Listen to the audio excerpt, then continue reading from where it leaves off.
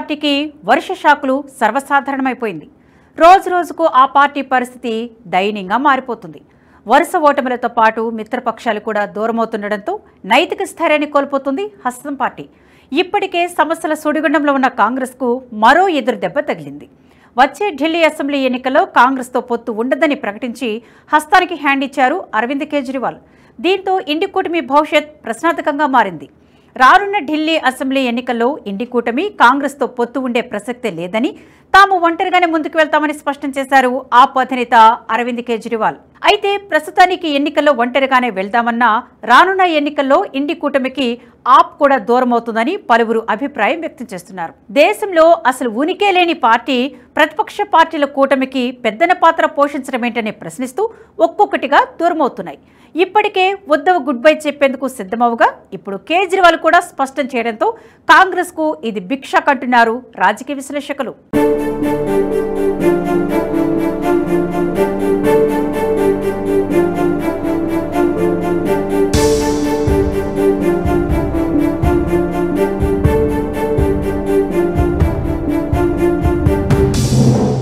తొలి రోజు నుంచే ఇండి కూటమి అనేక సవాళ్లను ఎదుర్కొంటోంది. కూటమిలో భాగస్వాములుగా ఉన్న పార్టీలు అనేక రాష్ట్రాల్లో బద్ధశత్రువులుగా ఉన్నాయి. ఒక పార్టీపై మరో పార్టీ ఎన్నికల్లోనూ పోటీ చేస్తున్నాయి. దీనికి తోడు వివిధ సమస్యలు, వేర్వేరు అంశాలపై కాంగ్రెస్ వైఖరి, అభిప్రాయాలు కూడా వేరుగా ఉంటున్నాయి. కాంగ్రెస్ అగ్రనేత రాహుల్ తన సొంత అజెండాతో ముందుకు వెళుతూ కూటమిలోని పార్టీల అభిప్రాయాలను పక్కన పెడుతున్నారని చెప్పుకుంటున్నారు. దీంతో అసలు దేశంలో ఏ ఎన్నికలు వచ్చినా ఓటమి చవి చూస్తూ ఉనికి కోల్పోతున్న కాంగ్రెస్ తన ఉనికి కాపాడుకునేందుకు కూటమి కట్టిందని, అలాంటప్పుడు కూటమికి ఆ పార్టీ లీడ్ చేయడమేంటని ప్రశ్నిస్తున్నారు. కాంగ్రెస్ పెద్దన పాత్రను ప్రశ్నించడంలో స్టాలిన్, అఖిలేష్ యాదవ్, మమతా బెనర్జీ ముందున్నారు. ఇందులో ఒకడుగు ముందుకేసిన దీదీ కూటమి నాయకత్వాన్ని తమకు అప్పగించాలని డిమాండ్ చేస్తున్నారు. కాంగ్రెస్ నాయకత్వాన్ని ఒక్క మమతా బెనర్జీ కాదు, స్టాలిన్, అఖిలేష్ యాదవ్, లాలూ ప్రసాద్ యాదవ్, శరద్ పవార్ ఇలా చాలా మంది నేతలు ప్రశ్నిస్తున్నారు. మమతా బెనర్జీ కూటమి సారథ్యం వహిస్తానని చెప్పడంతో ఇండి కూటమి భాగస్వామ్య పార్టీల నుంచి ఆమెకు క్రమంగా మద్దతు పెరుగుతుంది. కాంగ్రెస్ కు గట్టి మద్దతుదారుగా ఉన్న ఆర్జేడీ అధ్యక్షుడు లాలూ ప్రసాద్ యాదవ్ సైతం దీదీకే జైకొట్టారు. ఎన్నికల్లో బెంగాల్కు వెలుపల గోవా, త్రిపుర, మేఘాలయ, అస్సాం, నాగాలాండ్, అరుణాచల్ వంటి రాష్ట్రాల్లో టీఎంసీ ప్రభావం పెద్దగా ఏమీ లేదంటున్న కాంగ్రెస్ వ్యాఖ్యలను లాలూ తోసిపుచ్చారు. ఇండి కూటమిని మమత నడపగలదని, ఆమెకు నాయకత్వం ఇవ్వాలని వ్యాఖ్యానించారు. లాలూతో పాటు Samajwadi party, Sharad Pawar NCP, Uddhav Thackeray Shiv Sena party నేతలు మమతకు మద్దతుగా గళమెట్టారు. లాలూ తనయుడైన ఆర్జేడీ యువనేత తేజస్వి యాదవ్ సైతం మమత సారథ్యంపై ఎటువంటి అభ్యంతరం లేదని స్పష్టం చేశారు. ఇండి కూటమికి మమతా నాయకత్వం పట్ల తటస్థ పార్టీలు కూడా మద్దతు తెలుపుతున్నాయి. అటు ఎన్డీఏకు, ఇటు ఇండి కూటమికి సమదూరంగా ఉంటున్న వైసీపీ కూడా దీదీ నాయకత్వానికి జై కొట్టింది. 42 ఎంపీలున్న రాష్ట్రానికి సీఎంగా ఉన్న మమతా బెనర్జీ ఇండి కూటమిని సమర్థవంతంగా లీడ్ చేస్తారని చెప్పారు వైసీపీ ఎంపీ విజయసాయిరెడ్డి. మమతకున్న సుదీర్ఘ రాజకీయ అనుభవం కూడా ఇందుకు తోడవుతుందన్నారు.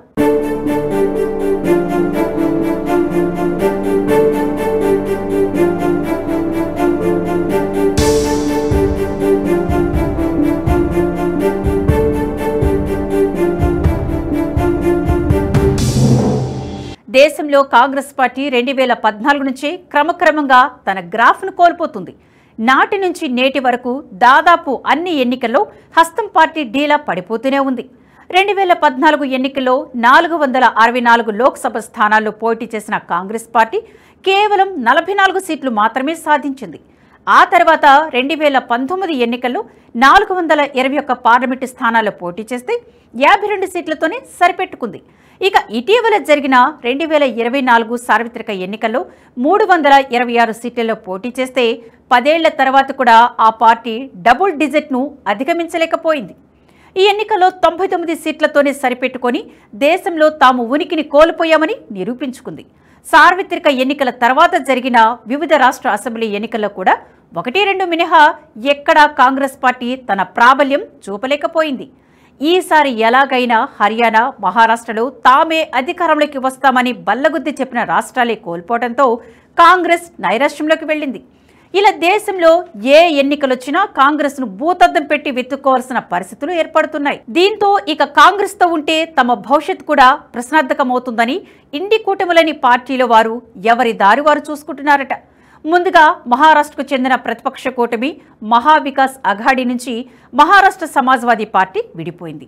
ఇదిలా ఉండగానే మమతా బెనర్జీ ఇండియా కూటమికి నాయకత్వం వహించాలని తన కోరికను వ్యక్తం చేశారు. మహారాష్ట్ర ఎన్నికల్లో మహావికాస్ అఘాడీ ఓటమి తర్వాత మమతా బెనర్జీ బెంగాల్ నుండి కూటమి బాధ్యతలు చేపట్టేందుకు సిద్ధమని ప్రకటించారు. మరోవైపు టీఎంసీ ఎంపీ కళ్యాణ్ బెనర్జీ కూడా మమతా బెనర్జీని ఇండియా కూటమికి నాయకురాలిగా అభివర్ణించారు. ఇందులో భాగంగానే తాజాగా ఆప్ కూడా షాక్ ఇచ్చింది.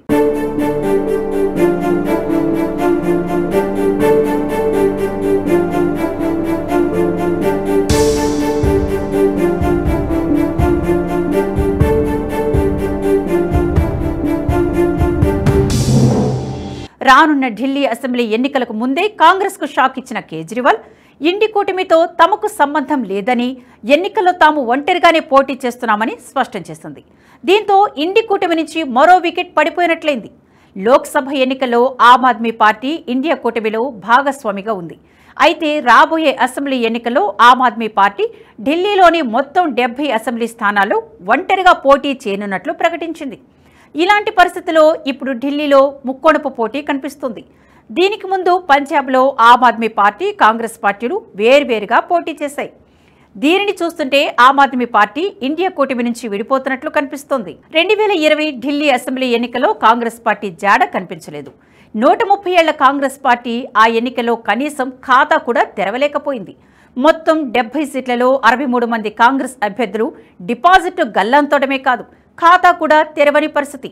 గత ఢిల్లీ అసెంబ్లీ ఎన్నికల్లో కాంగ్రెస్కు 5% లోపే ఓట్లు పడ్డాయి. కనీసం 5% ఓట్లు కూడా పడలేదంటే హస్తినలో హస్తం పార్టీ పరిస్థితి ఎంత అధ్వానంగా ఉందో అర్థం చేసుకోవచ్చు. ఇక ఆ తర్వాతేనా కాంగ్రెస్ మెరుగుపడిందా అంటే లేదు.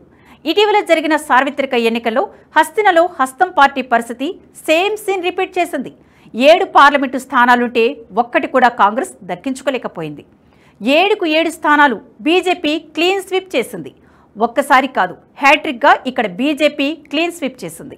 ఇలాంటి సమయంలో ఇక కాంగ్రెస్తో ఉంటే అధికారం కష్టమని భావించిన ఆప్ అసెంబ్లీ ఎన్నికల్లో కాంగ్రెస్ను దూరం పెట్టింది.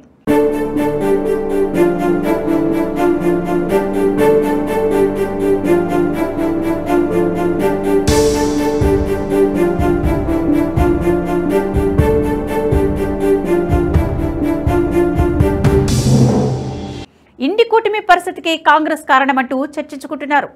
అసలు ఉన్న ఇంటిని చక్కబెట్టుకోలేని పార్టీ ఇతర పార్టీల సమూహాన్ని ఎలా చక్కబెడుతుందని ప్రశ్నిస్తున్నారు.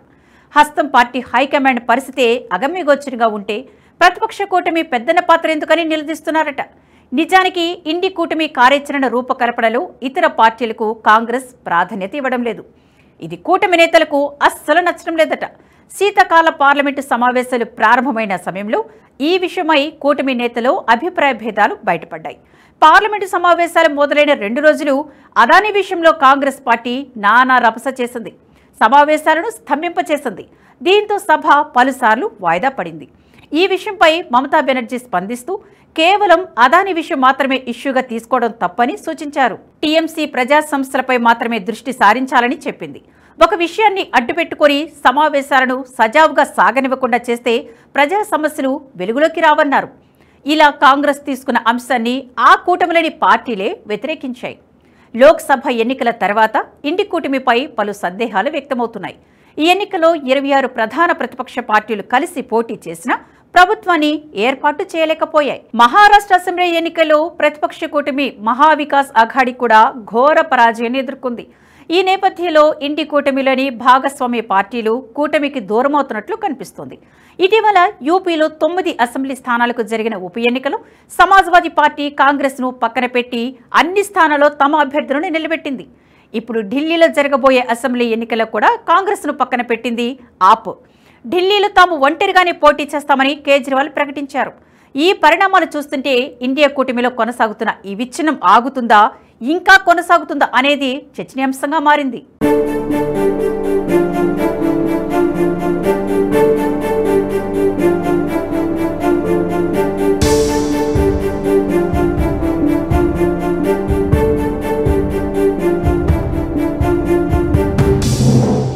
ఈ వీడియో మీకు నచ్చినట్టయితే లైక్ చేయండి, 10 మందికి షేర్ చేయండి. అలాగే కామెంట్ల రూపంలో మీ అభిప్రాయాలను మాతో పంచుకోండి. Nationalist hub group of channels ను సబ్స్క్రైబ్ చేసుకుని తెలుగునాట జాతీయవాద జర్నలిజాన్ని ప్రోత్సహించండి. ఈ వీడియో కింద ఉన్న బెల్ ఐకాన్ పై క్లిక్ చేయడం మర్చిపోవద్దు.